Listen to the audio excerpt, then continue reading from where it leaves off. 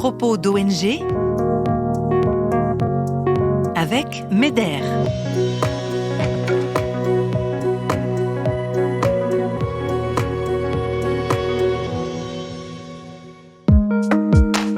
Lors de nos interventions d'urgence, nous prodiguons des soins, nous distribuons toutes sortes de matériel et nous aidons les personnes sinistrées à se reconstruire.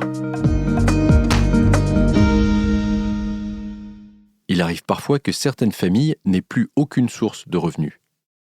Par exemple, ça pourrait être lié à leur statut de réfugié, qui ne peuvent pas accéder à un emploi. Suite à une catastrophe, il pourrait y avoir aussi la perte d'un emploi. Dans les pays en crise, il n'y a souvent pas de filet social, ce qui veut dire que s'il y a un handicap, une maladie, il n'y a plus forcément de revenus au niveau de la famille. Dans ces cas-là, il nous arrive de distribuer de l'argent en espèces ou de collaborer avec les magasins locaux pour donner des bons aux familles qui n'ont plus rien. Cette méthode d'aide rapide s'appelle le transfert monétaire. Et dans ce domaine, Tamsine est la référente pour MEDER.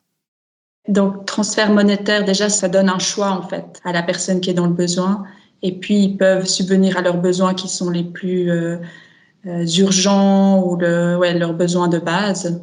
Donc, ça peut être la nourriture, des biens de première nécessité pour des soins médicaux. Ça apporte aussi la dignité pour le bénéficiaire. Et puis, ça peut vraiment aussi stimuler l'économie. Lorsque les marchés locaux fonctionnent bien, le transfert monétaire est une solution qui requiert peu de logistique. Ils permettent aussi aux commerçants de s'impliquer et d'aider ceux qui en ont le plus besoin. Mais comment être sûr que les familles affectées utilisent cet argent à bon escient ?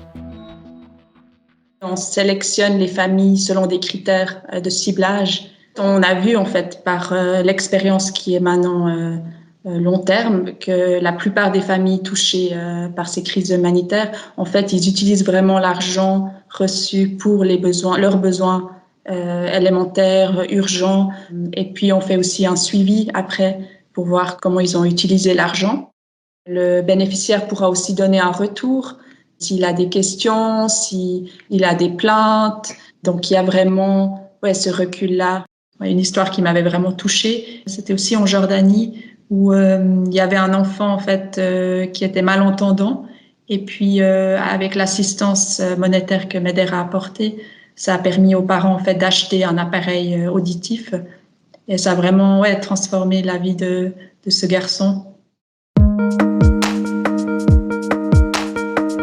Nous savons qu'il n'est pas facile de faire confiance lorsque nous parlons d'argent. C'est pourquoi, chez MEDER, nous faisons des recherches et nous investissons dans de nouvelles technologies, comme la blockchain par exemple. Ainsi, les gens qui nous soutiennent ont la certitude que les dons sont toujours utilisés de manière réfléchie pour aider efficacement un maximum de personnes dans le besoin.